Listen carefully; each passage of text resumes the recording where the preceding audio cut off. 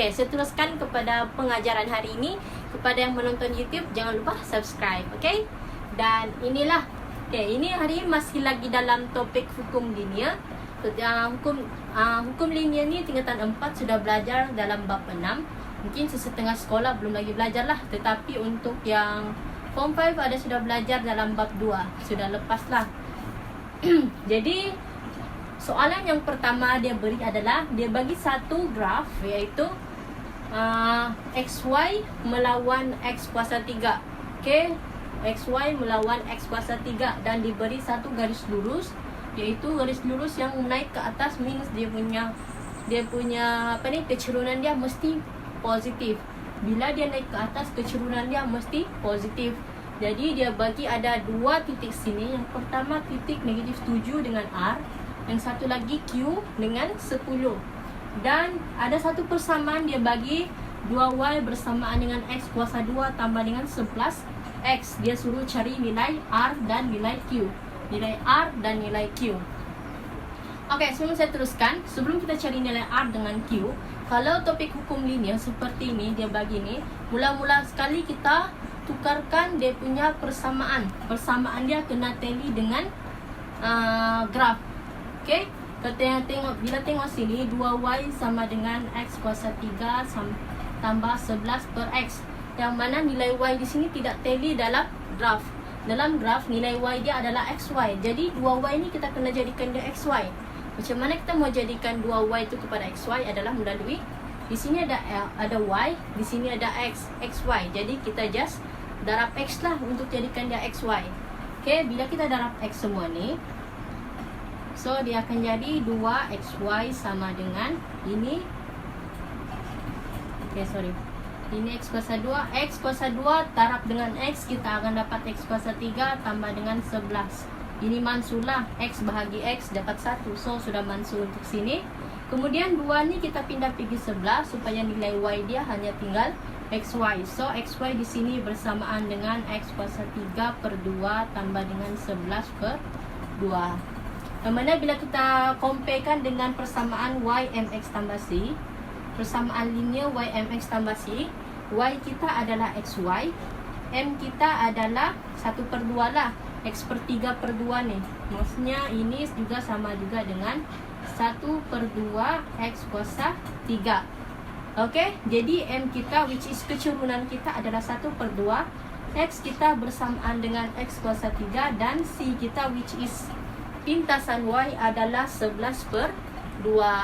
Okay, jadi dia minta nilai R dengan nilai Q. Macam mana kita cari nilai R dengan Q?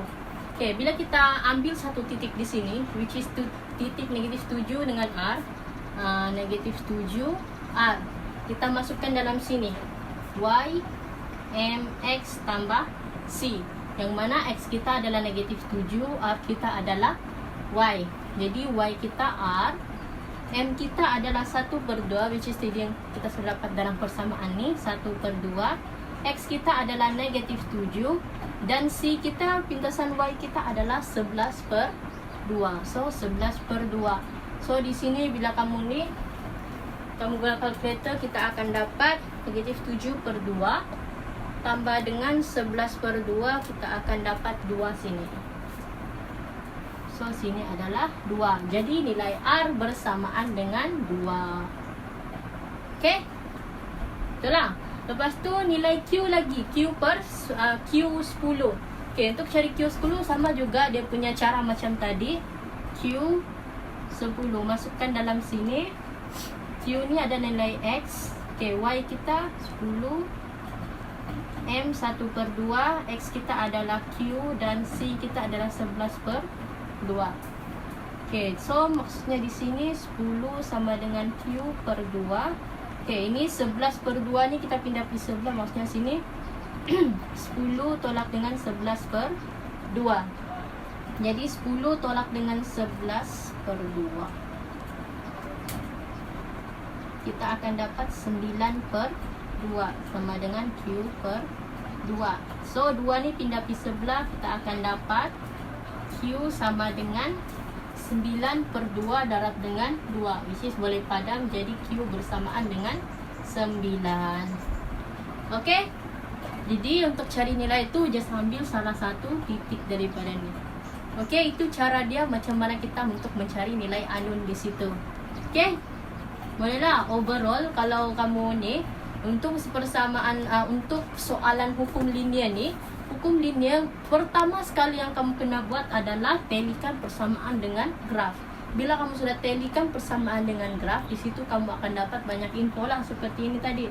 Y mx tambah C. Kamu kena kenal pasti mana satu Y, mana satu M, mana satu X, dan mana satu C. Lepas tu bila dia sudah cari nilai unknown, just ambil salah satu titik. Kalau di sini kita kena ambil dua-dua lah sebab unknown kita terletak di titik. So ambil guna persamaan Y mx tambah C. Jangan guna persamaan ni, just guna persamaan ni balik. Okay? Guna persamaan ni balik untuk cari nilai unknown. Okay? Seterusnya saya pergi kepada soalan nombor 2 lah. Okay, ini boleh screenshot kalau nak sempat. So saya perlukan ruang di sini untuk inilah. So ini saya akan padam. Ini R kita tadi dapat 2 dan Q kita dapat 9. Okay, saya padam untuk sini.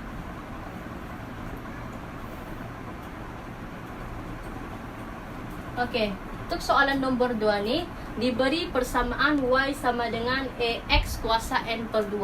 Persamaan yang dia beri adalah Y AX sama dengan N per 2. Okay, jika graf log 10Y melawan log 10X diplotkan, satu garis lurus dengan kecurunan M ni maksudnya kecurunan, saya tulis singkatan sahaja, iaitu kecurunan diberi 4 dan melalui titik 1, 4, 1 diperoleh. Cari nilai A dan N. Jadi bila kita keluarkan info yang dia beri daripada soalan, ada satu apa ni nama dia, graf yang diplotkan log 10Y melawan log 10X. Log 10X di sini dan satu garis lurus dengan kecurunan 4. Jadi kalau kecurunan 4 maksudnya positif 4, maksudnya garis lurus tu adalah menaik. M dia bersamaan dengan 4. Okay, dan melalui titik 1 di mana-mana sahajalah, yang penting kamu ni kamu letakkan dia. Better kamu buat begini supaya kamu nampak apa yang kamu perlu cari di situ.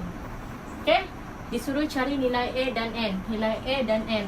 Jadi pertama sekali yang kita kena buat adalah kita talikan persamaan ni dengan graf. So sini log 10Y, log 10X.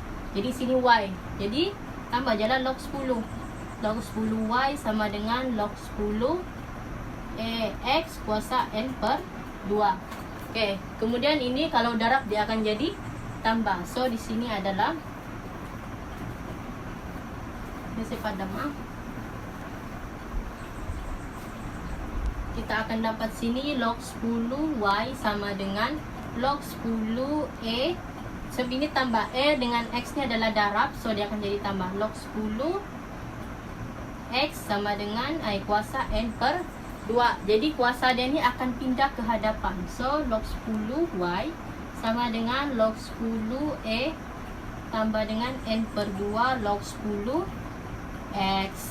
Kemudian kita susun dia cara Y mx tambah C. Yang mana kita tahu Y kita mesti log 10Y. So sini log 10Y. Ada yang berubah di sini untuk Y. M kita bersamaan dengan, kalau di sini mana satu kita mau ambil, log 10A atau log 10X.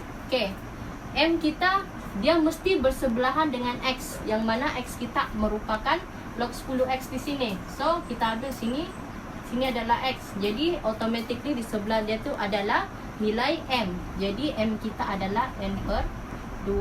So sini log 10X tambah dengan C kita adalah log 10A. So itulah kalau kita susun dia dalam bentuk Y mx tambah C. Okay, sudah kita susun begini, kita berbalik kepada soalan, yaitu kita kena cari nilai A dan N. Yang mana kita tahu yang N per 2 ni merupakan M. M kita nilai dia adalah 4. So sini maksudnya N per 2 sama dengan 4. Yang mana N sama dengan 4 darab 2, N bersamaan dengan 8. So selesai untuk nilai N. Okay, boleh faham setakat ni? Kemudian untuk cari nilai E di sini merupakan nilai C lah, log A C. Log 10E bersamaan dengan C. Log 10E bersamaan dengan C. Kita mahu adalah E sahaja. Jadi C kita berapa? Jadi untuk cari nilai C ni, mula-mula kita kena cari pintasan Y lah. Macam mana kita cari nilai pintasan Y? Di graf pun dia tiada bagi. Tapi dalam soalan dia ada bagi satu info, iaitu dia bagi titik. So gunakan titik ni. Titik 1, 4.1. 1 adalah nilai X, manakala 4.1 merupakan nilai Y. So masukkan dalam persamaan Y MX tambah C. Y kita 4.1, M kita adalah tadi 4, X kita adalah 1 tambah C. Okey, jadi C bersamaan dengan 4.1 tolak 4. Jadi C bersamaan dengan 0.1. Okey. So, kita sudah dapat C bersamaan dengan 0.1. Okey, belum lagi dapat jawapan sebab dia minta cari nilai A. Jadi nilai A kita adalah log 10 A bersamaan dengan C. C adalah 0.1. Okey, jadi A bersamaan dengan 10 kuasa 0.1 di situ. 10 kuasa 0.1. Jadi ini kita kalau log ni, kalau pindah pergi sebelah, just tekan shift log dalam kalkulator lah. Tekan shift log. Shift log. Mana log? Okay, shift log.